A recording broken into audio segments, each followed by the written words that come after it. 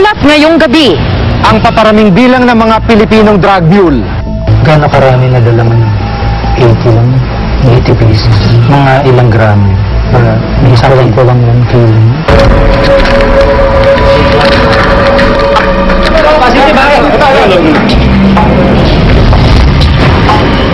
They're saying that you're recruiting Filipinos to become drug mules. No, I never recruit. I don't know about recruiting. So what are you doing to Philippines? I was there on transit. At ang paunang bayad sa mga biktima ng paglabag sa karapatang pantao. Deep inside us, mahirap yung dinaanan namin. Para palitan mo ng pera, hindi pera ang habol namin. Ang habol namin, total justice. Sa buong mundo, nasa mahigit 80 Pilipinong naharap sa parusang kamatayan dahil sa kasong drug trafficking. Karamihan sa kanila naging drug mule o lumulunok ng droga, maipuslit lang sa ibang bansa. May pag-asa pa kayang mailigtas sa mga Pilipinong nalinlang ng mga sindikato ng droga?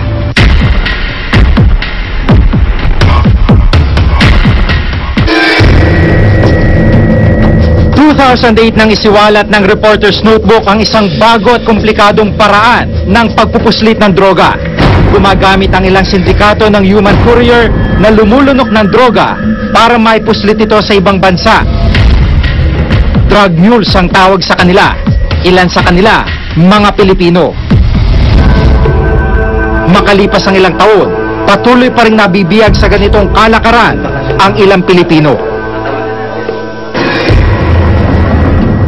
2 taon ng drug mule si Jeff ng isang West African drug syndicate na nakabase sa Malaysia. Na-recruit daw siya ng isa pang Pinoy na ginagamit rin ng sindikato.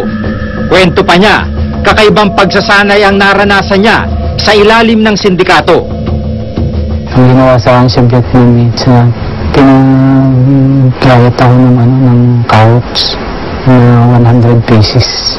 Nakasing lalaki ng capsule na lulunukin ko. Tinesting nila ako kung makakaya kong lulunok. Tapos yung after 1 week, pinrases na nila yung ticket ko papuntang Brazil. Gano'ng karami na dala mo nun? Pero mga 80 lang. 80 pieces. Mga ilang gramo. Isalang ko lang 1 kilo. 80 piraso ng cocaine capsule ang ipinalunok sa kanya para ipuslit mula Malaysia papuntang Vietnam. Anong pakiramdam habang nasa biyahe ka tapos punong-puno yung tiyan mo ng droga? Parang mainit sa katawan, hindi ka makakaligan, hindi ka makakain. Kasi pag kumain ka, baka busog ka. Ang ginagawa, yung inaano na lang yung pagkain, ginugulo mo na lang yung pagkain sa aeroplano para hindi maghinala sa yung mga flight attendants na hindi ka makakain. Base sa classified documents na nakuha ng Reporter's Notebook noon, itong x-ray sa tiyan ng isang mule. Kitang-kita kung paano pinagkakasya ang tinatayang may 1 kilo ng capsulized heroin o cocaine. Ang pinakamalaking capsule na cocaine o heroin, hindi nilulunok, kundi pinapasok sa ari o puwitan ng mule. Halos 2 taon na ring nagsisilbing drug mule si Jeff. Kadalasang ipinupuslit raw nilang heroin at cocaine. Ang kita, depende kung saan nagmumula at ipapadala ang droga. Pag Asia to Asia lang halimbawa, Malaysia to China, o kaya ay Vietnam to China, mga ano lang yun, 2,500 to 3,000 USD, US dollars. Pero pag naman, manggagaling naman yung drugs sa South America, hanggang Brazil or Peru to Asia, mga ano yun, mga 5,000 to 6,000 USD binabayad. Minsan na rin naging mule si Rene, hindi rin niya tunay na pangalan. Pero tumigil na raw ito 1 taon na nakakaraan dahil sa takot na mahuli. Nagsisilbi siya ngayong asset ng PNP at pakay raw niyang makatulong upang matigil ang operasyon ng sindikato ng droga dito sa bansa. Nakakawa kasi yung mga Pilipino, sila lang nakukulong. Wala naman nakukulong ng mga Nigerian. Kaya naisip ko, para may iba naman, Nigeria naman ang ating ipakulong. Para malaman nila na biktima lang ng kababayan natin dyan. Kapit lang sila sa patalig. Dumarami na kanila nare-recruit, nakakuha na rin sila ng mga contacts dito at kaya dapat talaga silang bantayan. It's a cause for concern because marami tayong mga pagkakataon din nakita na Pilipino na nagre-recruit sa kapwa Pilipino. Na Pilipino na nagtatrabaho sa ilalim nitong mga West Africans at other international drug trafficking organizations.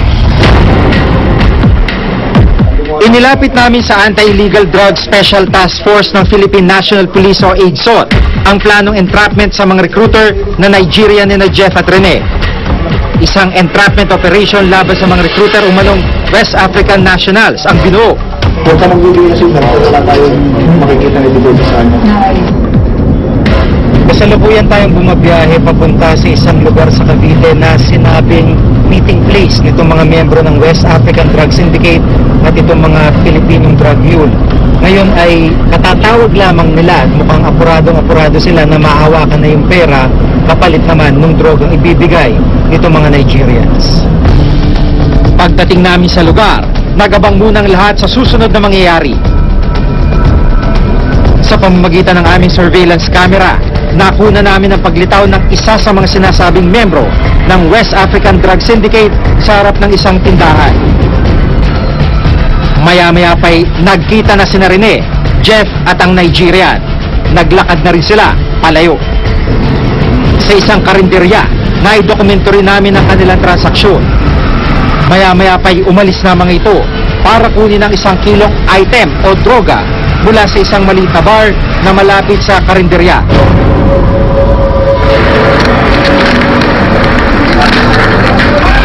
Sa udyat ni Rene, agad pumula sa mga operatiba ng AIDSOT PNP, paakyat ng bar.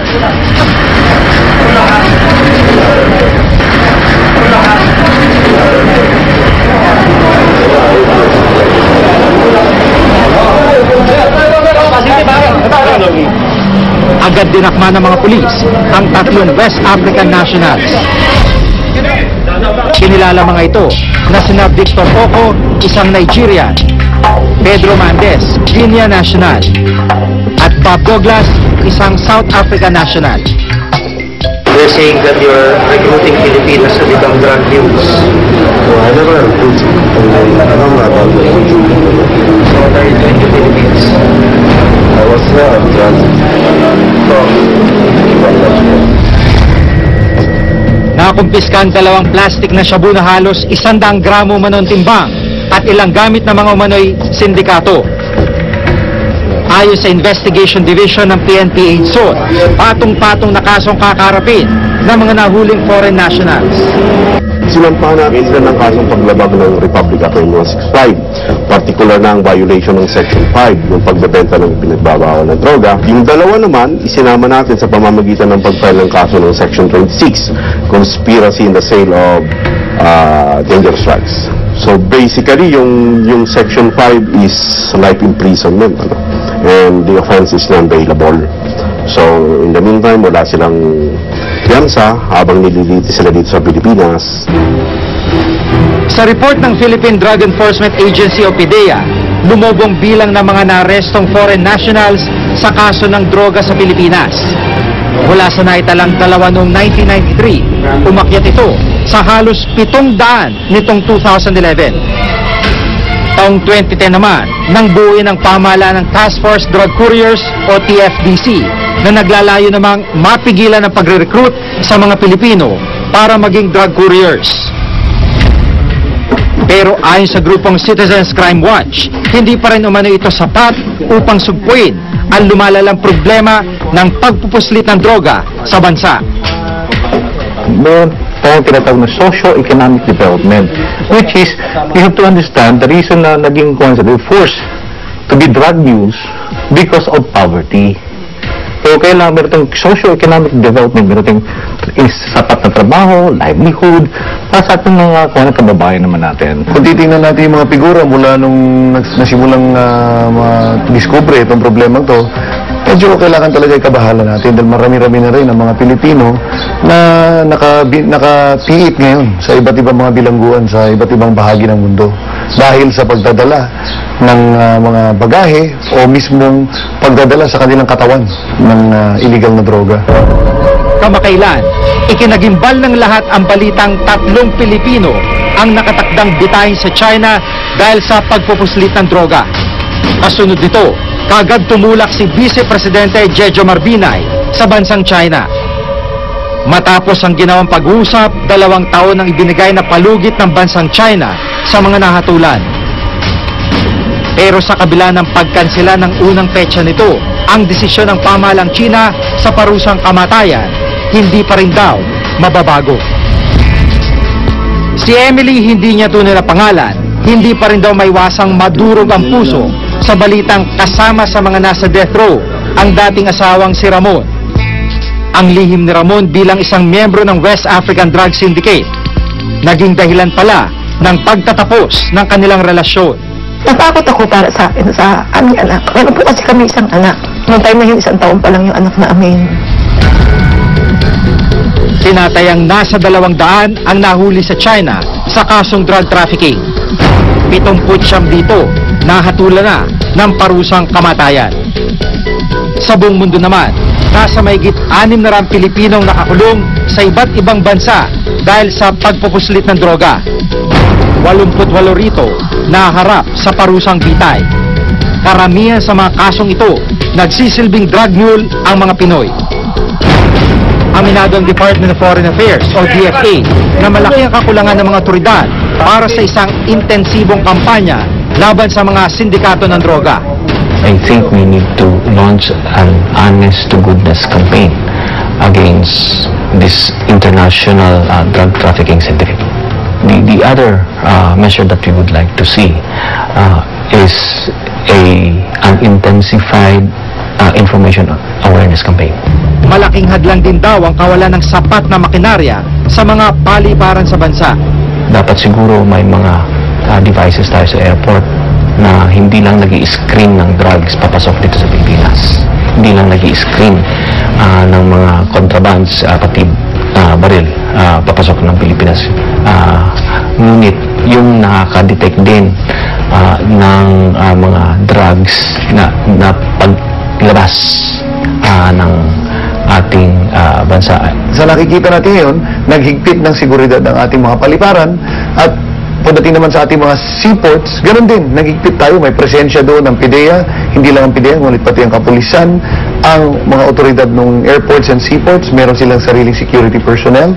Habang tumatagal, sa halip na mapigilan, tila mas lalong lumalawak ang galamay ng mga sindikatong sangkot sa ilegal na droga. Pero masaklap, patuloy rin ang pagdami ng mga Pilipinong nasasangkot sa ganitong kalakaran. Gayunman, upang ganap itong masolusyonan, hindi lang intensibong pagbabantay ng pamahalaan ang kailangan. Higit na mas mahalaga ang pagiging alerto at mapagmatsyag ng lahat upang hindi malinlang at mabuso ng ilang mapanamantala.